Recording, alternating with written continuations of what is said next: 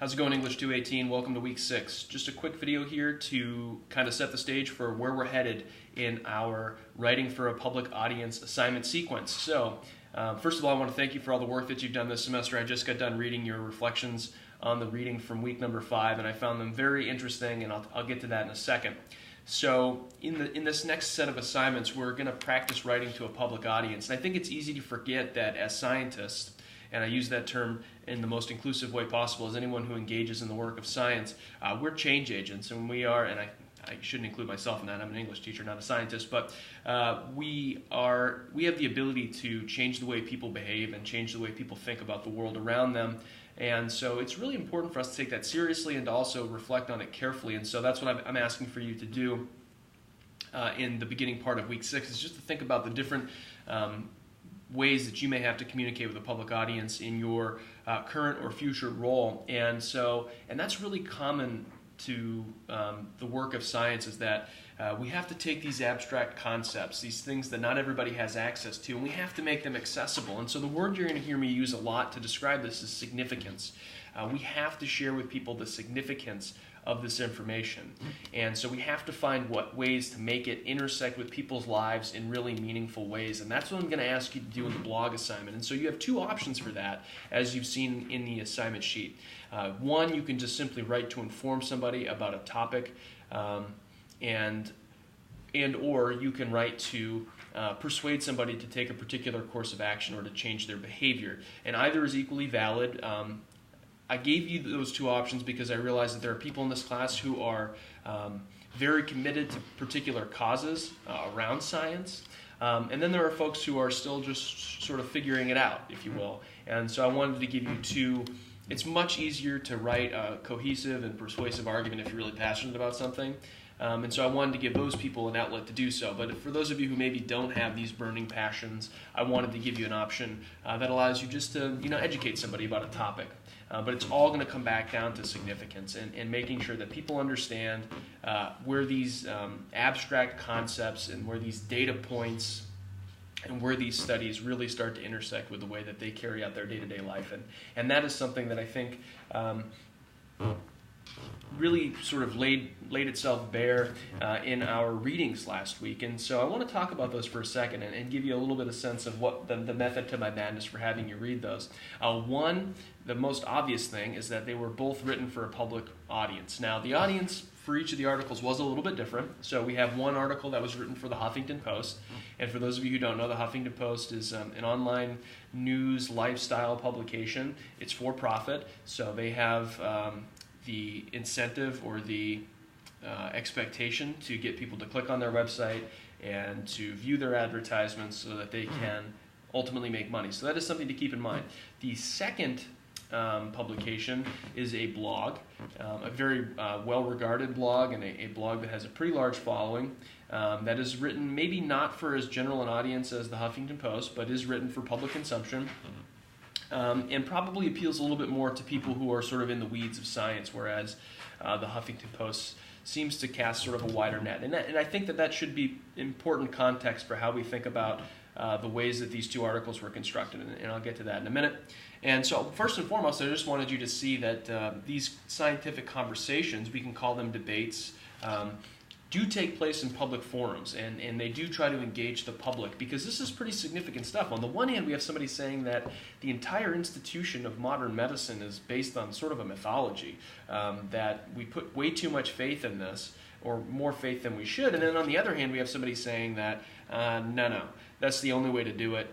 Look at life expectancy, look at the number of lives that we've saved. I mean, this stuff works. And so we have these two really sort of opposite poles of a conversation, and I mean, we're really talking about big stuff here. I mean, every city in America has a major hospital devoted to traditional medicine, and everybody in their life will have to deal with things related to health and well-being. So this is an important conversation. So I simply just wanted you to get some experience and to have the experience of reading through a writer's lens two publicly available perspectives on a particular topic. In this case, they were pretty much diametrically opposed. The other thing that I wanted to do was to just have you reflect on which one you found more compelling. And I found this really interesting, that about 10 out of the 14 people who responded to this assignment found the mythology of science-based medicine to be more compelling. And I find that interesting because if we think about it just in terms of the amount of evidence and support, the mythology of science-based medicine really doesn't hold a candle to the mythology of Larry Dossey. And so it was really educational and interesting to read your reflections, and so I just want to try to summarize some of the things that folks were saying. First and foremost, people just found the general sort of organization and structure of the mythology of Larry Dossey to be way too complicated and hard to follow. And so that should teach us something, that you cannot separate form from function. So the way something is constructed, it's not just the individual parts, it's the way those parts are sort of fit together. So we can have the greatest content in the world, but if we're not constructing that content intelligently, strategically, and intentionally, that's ultimately going to inhibit the uptake of our message. So that, I think that's an important thing to think about. Other people found the mythology of science-based medicine to be more relatable, probably because of the language that it used. It was maybe a little bit less technical. It sort of related the information to people's lives, so it really started to appeal to their emotions. And again, it sort of hit on that key button of significance. People also found the mythology of science-based medicine to be more compelling because it was concise. So I think that's an important lesson, that sometimes less is in fact more. When we throw a lot of content at somebody, a lot of data at somebody, a lot of evidence at somebody, and we don't clearly analyze it, we don't clearly express why it's important, a lot of times people can suffer from what I call information overload.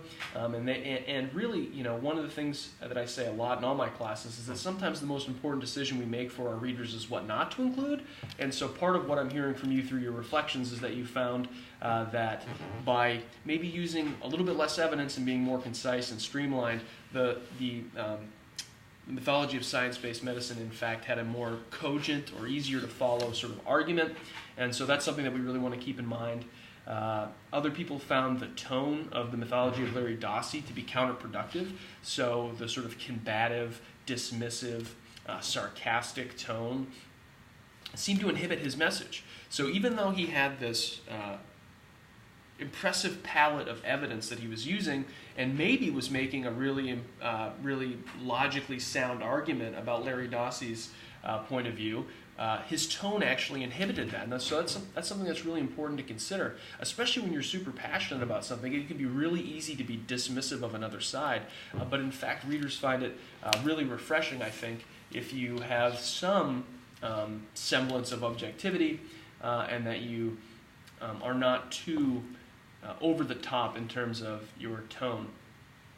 So those were just a few of the things that people articulated to me in their reflections, and I think they're all sound arguments. And so what I really hope that you get from this is that depending on who your audience is, we have to think really carefully about the story that we choose to tell about science and the way that we choose to tell it. So it's not just a set of objective facts disseminated on a page that are really going to resonate and move the needle with the reader. Instead, as writers, we have to provide proper context for that information. We have to build that in to a language, into a framework that's going to make sense to a reader, that's going to intersect with the reader's life, and ultimately that's going to resonate with the reader. And so I found that really fascinating because I really thought that folks would find the mythology of, and some folks did, found the mythology of Larry Dossey to be more compelling just because of the volume of citations, because of the specificity of his counter-arguments. But that's not true. And so that's something we really want to take stock of as we begin to think about how we're going to write to a public audience. So we have to be in command of our tone. We have to be in command of a structure that's easy to follow and that makes sense. We have to be in command of our language and the amount of evidence and the amount of information we present. So we need to be concise. We have to be relatable so that the reader can understand our the significance of what we're saying. And so the key lesson here is the data doesn't tell the whole story.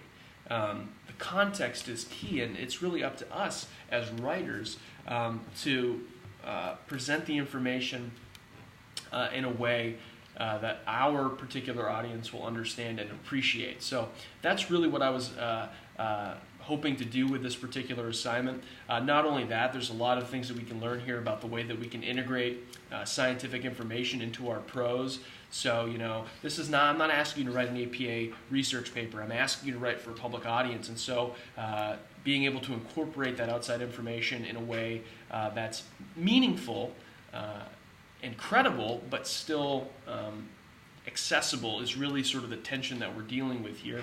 And so that's really what we're up against. And so I can't stress enough how important this type of work is, because there's a lot of really great science that happens that doesn't get anywhere because of how poorly it's articulated or how poorly it's communicated. And so this is going to be a really important assignment sequence in this particular class.